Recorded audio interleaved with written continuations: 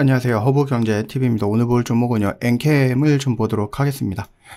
엔캠 오늘 좀 좋은 모습이 나왔어요. 양봉으로 거의 한 10% 올라갔죠.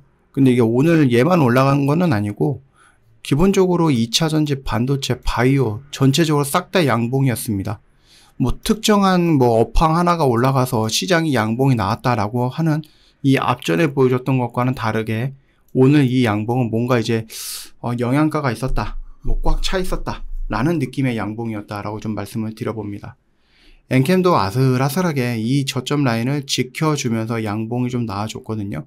조금 아쉬운 부분이 뭐냐고 했을 때 거의 한 10% 넘게 상승을 했는데, 거래량이 아주 의미 있는 거래량이 좀 나와서 밑에서 그래도 물량이 좀 들어와 주는구나 라는 것들을 좀 보여줄 수 있는 그런 흐름이 나왔으면 어땠을까 하는 조금 아쉬움이 없지 않아 있기는 해요.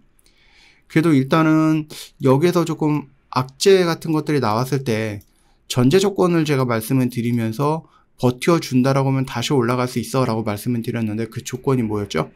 3분기, 4분기 실적이라고 말씀을 드렸죠.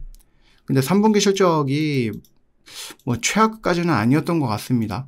물론 이게 어떻게 될지는 모르겠고 좀 확정되는 것들이 나와주면은 봐야 되겠지만은, 엔캠의 3분기 매출액이 900억이에요. 물론 매출액이 좋다라고 해서 영업이익이 낮다라고 하는 건 아니죠.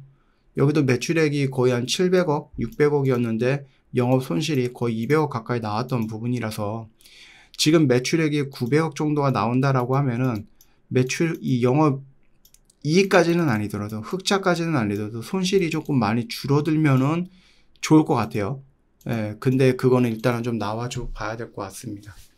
자, 그러면서 이제 엔캠 같은 경우는 비상경영체제 이런 거 얘기를 했는데, 일단은 좋게 보고 있는 것들이 있다라고 하면은 ESS 시장의 폭발적인 성장을 보여주는데, 이거는 엔캠에만 수혜가 오는 거는 아니고 전반적으로 2차전지가 여기서 저점을 형성하고 추세를 돌려나가는 이 구간에서 만들어졌던 이유지 않나라고 생각을 하는 거죠.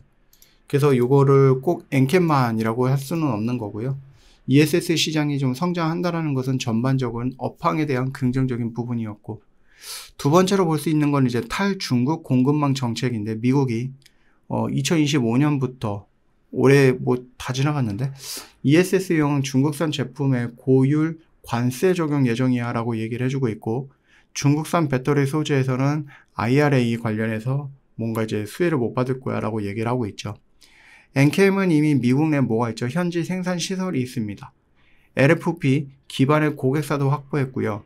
2027년 미국 매출 비중이 20%로 예상을 하고 있는 거죠. 중국산을 대체한다라고 했을 때 가장 먼저 미국 내 생산기지가 있고 미국에서 생산할 수 있고 미국 내에서 전액 시장 50% 정도로 차지하고 있는 것이 바로 엔캠이기 때문에 이걸 우리가 좀 긍정적으로 볼 수도 있는 거겠죠. 자, 그뿐만 아니라 우리가 자동차, 그 다음에 ESS 이것뿐만 아니라 무인 드론이라든지 휴머노이드 로봇이라든지 아니면은 무인배 이런 것들 뭔가 이제 굉장히 많잖아요. 다양한 영역으로 이 배터리 시장의 확장이라고 할까요? 네, 그런 것들도 우리가 좀 볼 수 있는데, 역시 이거는 엔캠의 개별적인 확장이라고 보기는 어렵고 업황에 좀 같이 가는 확장이라고 보는 것이 맞는 것 같아요. 그리고 엔캠이 지금 전액 공장 설립을 논의하고 있는 게 바로 인도 정부인 것 같아요. 그래서 이제 동남아는 이제 중국 다음으로 대규모 배터리 허브가 형성하고 있는 나라가 바로 인도이고, 아마 그 부분에 공장을 설립을 논의하고 있는 것 같은데, 일단 엔캠은 유럽도 있고 미국도 있고 중국도 있고 한국도 있고 굉장히 중요한 지역에 공장들이 있기는 합니다. 근데 이제 그 공장이 풀로 가동이 되든지 거기서 뭔가 이제 조금 의미 있는 뭔가 이제 매출이라든지 영업 이익을 만들어내야 되는데, 아직까지는 그런 느낌은 없는 거죠. 공장은 뭔가 많이 짓고 있는 것 같아.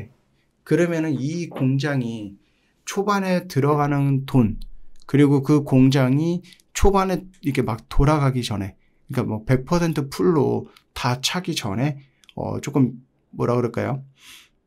필요로 하는 여윳돈 이런 것들? 그런 것들에 대해서 문제가 또 생길 수 있지 않을까 싶어요. 인도에 공장을 하나 딱 짓는다고 해서 그 공장에서 풀로 가동이 되면서 돈을 망창 벌 수 있느냐? 그건 아니잖아요. 그렇죠? 공장을 짓는데 들어가는 돈도 필요할 거고 그 공장이 초기 단계에 잘 작동이 되는지 테스트를 한다든지 아니면 내가 예상했던 것보다 인도에서 생산하는 물량이 적어서 공장이 가동률이 뭐 70%밖에 안 되던지 이랬을 때 거기에서 좀 소모되는 운영비라든지 이런 것들까지도 놓고 볼 수도 있는 것 같아요. 그래서 마냥 공장을 늘려나가는 것이 막 그렇게 좋은 거는 아닌데 하는 생각도 하고 있어요. 그리고 이제 엔캠 같은 경우는 차세대 기술 포트폴리오가 매우 넓고 좀 깊다라고 좀 표현을 하기도 합니다. 뭐 전고체, 반고체용 뭐 전해기라든지 나트륨 이온 전해기라든지 리튬 망간 리치 전해, 고안정성 ESS 전해기라든지 뭐 여러 가지 것들이 있기는 합니다. 그 기술력만 놓고 본다 그랬을 때 이거 욕할 필요는 없어요. 엔캠의 기술력은 확실히 우리나라에서 이 전해액 시장이라고 해야 될까요? 그 부분에서 좀 긍정적으로 여러분들이 좀 생각해 볼 만한 기술력을 갖고 있는 건 맞아요. 예, 그냥 아무것도 없는데 그냥 전액을 만들고 아무것도 없는데 뭔가를 하겠다. 그 정도의 그냥 허접한 회사는 아니다라고 보시면 될 것 같습니다. 그런 것들이 그 엔캠이 갖고 있는 어떠한 기술력과 엔캠이 갖고 있는 어떠한 생산 능력이라든지 아니면 생산 거점이라든지 이런 것들이 결과로 잘 안 나와주는 게 좀 아쉬운 부분이기는 하죠.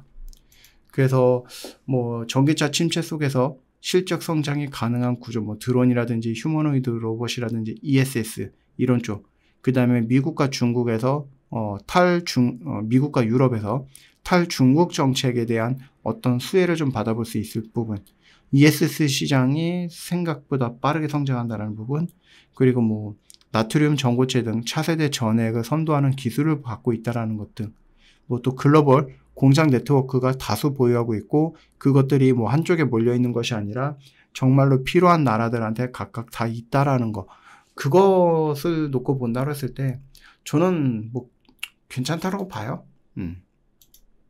자, 뭐 어찌 되었던 간에 지금의 이 흐름 라인에서 좀 양봉이 나오면서 그래도 하락하는 구간에서 일단 좀 버텼다라는 것은 의미가 있다라고 봐요. 그래서 움직인다라고 했을 때 결국은 여기 한 8만원 라인 정도가 될 것 같거든요. 여기서 올라갈 때 8만에서 저항받고 눌릴 때 지켜주고 이런 식으로 다시 한번 돌파가 나오는지 우리가 좀 지켜볼 필요는 있을 것 같다라고 말씀을 드려봅니다. 저 허브경제TV 공식 채널을 보시면은요, 블랙 프라이데이 이벤트 진행을 하고 있습니다. 여러분들 이거 지금 70, 57이라는 이런 숫자 어마어마하지 않습니까? 저도 6년 동안 허브경제TV랑 같이 일을 하고 있는데 처음 보는 숫자인 것 같아요. 이런 숫자는 다시는 없을 겁니다. 뭐 나중에 또 이벤트 하면 이런 숫자 나오겠지. 안 나올 거예요. 이제 99.9% 정도 확신할 수 있습니다. 예, 그 정도로 이번 블랙 프라이데이 이벤트는 여러분들을 위한테 저희가 대단히 많은 것들을 좀 양보하고 퍼드리고 있는 거다라고 말씀을 드려볼게요. 이게 딱 이틀 남았어요. 이번 주 금요일 날이 마감이거든요. 뭐 저희가 뭐 1년 내내 할 수 있는 건 아니기 때문에, 그렇기 때문에 오늘 수요일 날 또 저녁이 지나갔으니까 목요일 날 금요일 날 남았네요. 요거 놓치지 말고 여러분도 어떻게 된다? 꼭 챙겨 가셔라 라고 말씀을 드리고 마무리하도록 하겠습니다. 고생하셨습니다.